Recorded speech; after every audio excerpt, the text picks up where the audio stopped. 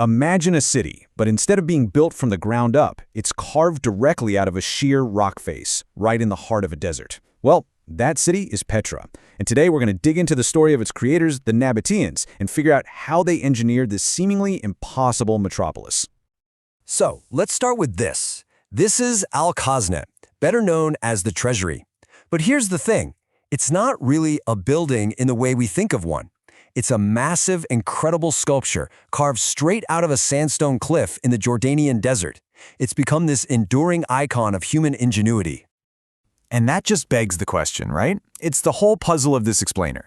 How on earth did an ancient civilization manage to build a thriving, cosmopolitan city? We're talking gardens, grand temples, the whole shebang, in a place that gets almost no rain.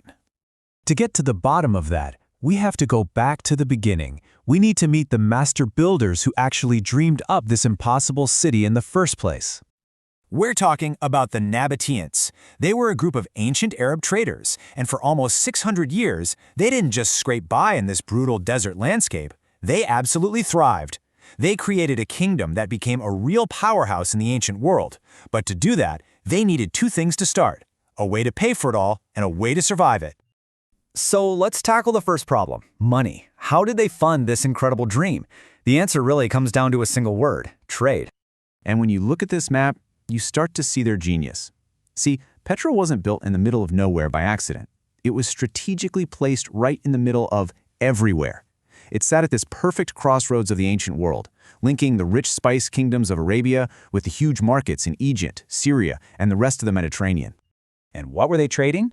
Frankincense, myrrh, cinnamon, ginger, pepper. Now don't think of this like you're strolling through the grocery store aisle. In the ancient world, these were the ultimate luxury goods. They were essential for religious ceremonies, for medicine, for perfumes. This was the equivalent of trading in gold and diamonds today.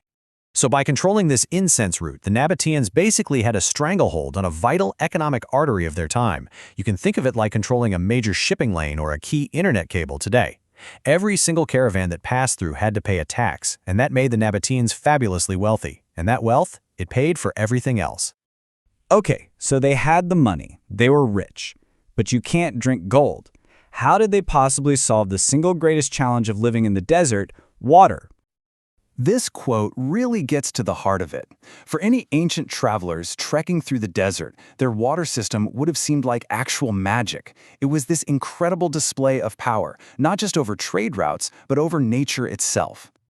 And this just lays it all out so clearly. On the left, you see the problem, this dry, unforgiving landscape. And on the right, their solution, a mind-blowingly complex web of dams, channels, and reservoirs. You see, their system was a complete solution. They didn't just get lucky and find a spring. No, they took command of the entire water cycle in the area. They captured every single precious drop of rain and every flash flood. They diverted it with dams, stored it in over 200 enormous underground cisterns, and then, get this, they distributed it across the entire city through this sophisticated network of pipes and canals carved right into the rock. And here is the ultimate flex, the absolute proof of their success. They were so confident in their water supply that they built a huge open-air swimming pool and a lush garden complex right in the middle of the city, in the desert. That wasn't just a luxury, that was the ultimate status symbol, a true man-made oasis. So you've got the money, you've got the water. What's next? Well, now you get to create a city that shows the world exactly who you are, an identity that was forged at the crossroads of all these different civilizations. And their architecture is basically a conversation in stone. You can see these traditional Eastern elements, things like Assyrian crow steps and Egyptian-style details, and they're blended seamlessly with pillars and pediments right out of the Greco-Roman world.